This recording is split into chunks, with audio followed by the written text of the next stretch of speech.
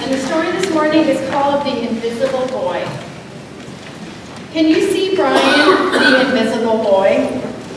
Even Miss Carlotti has trouble noticing him in her classroom. She's too busy dealing with Nathan and Sophie.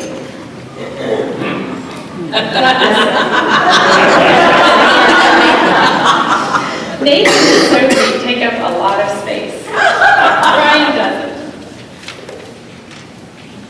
When the bell rings for recess, Micah and JT take turns choosing kids for their kickball teams. The best players get picked first, then the best friends of the best players, and then the friends of the best friends.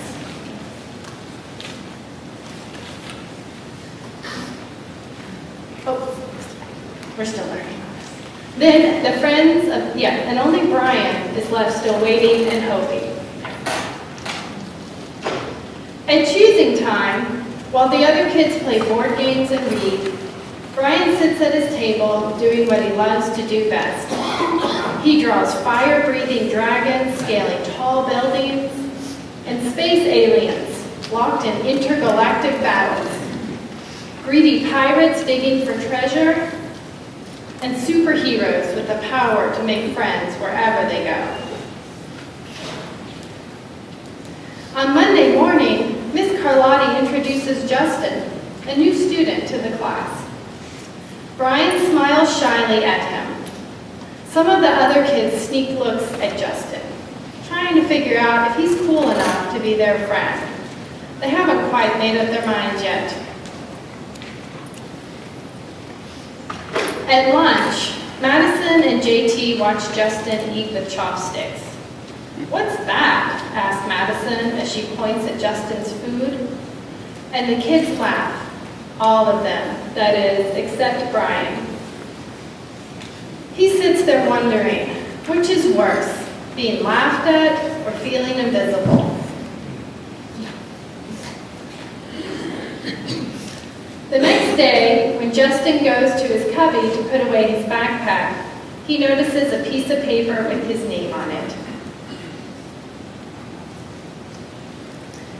And later, Justin goes up to Brian. He says, "You're Brian, right?" "Yeah, thanks for the note." Back in class, Miss Carlotti asked the kids to team up in 2s or 3s for a special project. The kids scurry around the room to pair off.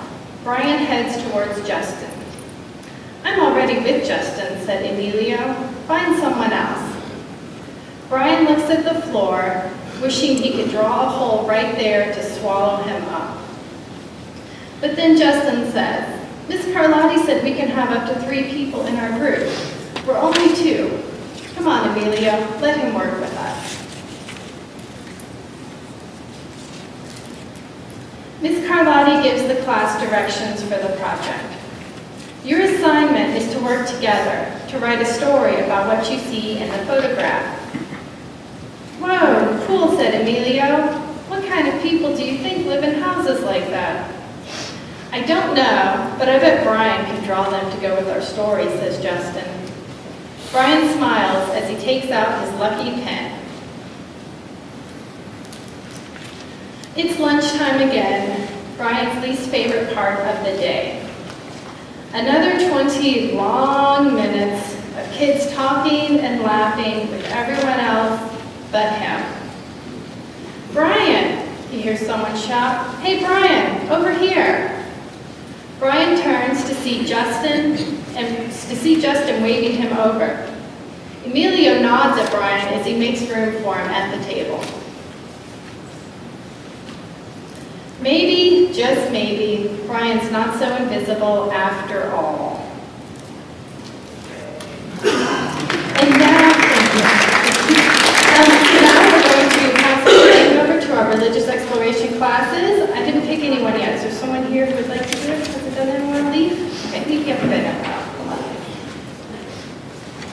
Okay, so we pass this flame from generation to generation.